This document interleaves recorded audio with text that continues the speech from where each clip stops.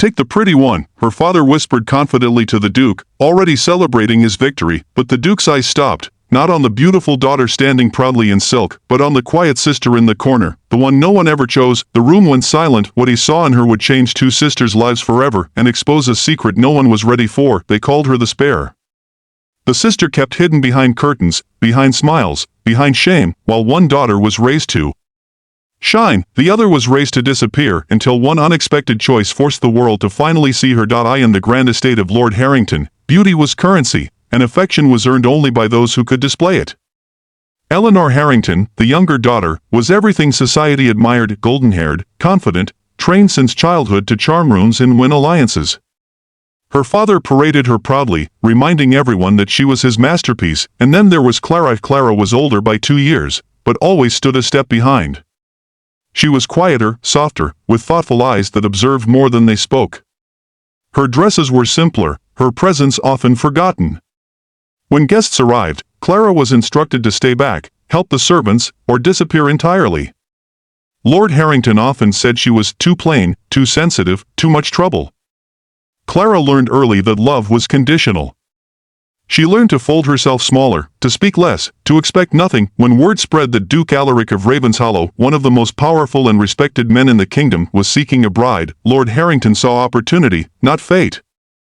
This was a business arrangement, and Eleanor was the product he intended to sell. The evening the Duke arrived, the manor glowed with candlelight and ambition.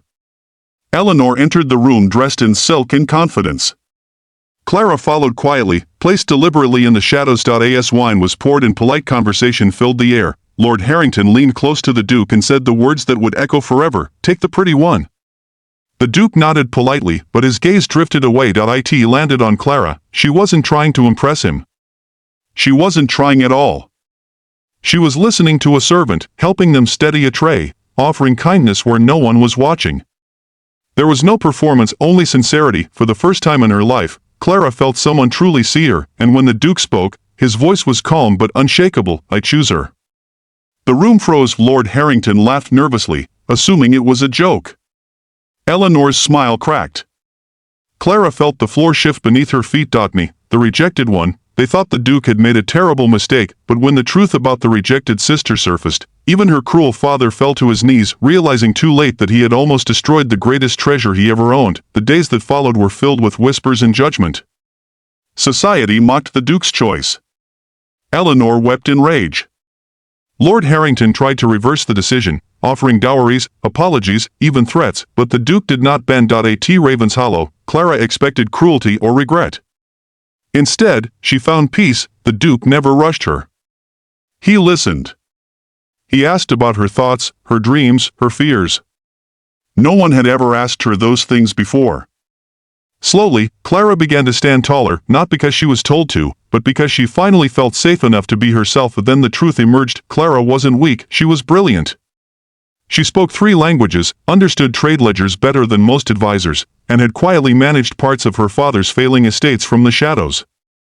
The Duke saw not a rejected daughter, but a future partner. When famine struck nearby villages, Clara organized aid.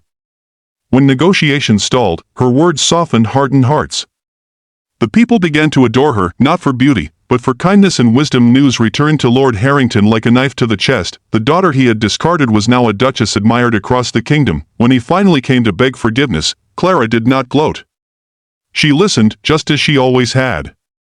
But she spoke with strength this time. "You taught me I was unworthy," she said gently. "But you were wrong." The Duke stood beside her, not in front, not above. Equal, and in that moment, Clara understood the truth that would define her life. Being chosen doesn't make you valuable, knowing your worth does. Sometimes the world chooses beauty, sometimes power chooses silence, but destiny chooses the soul strong enough to survive being ignored and still remain kind.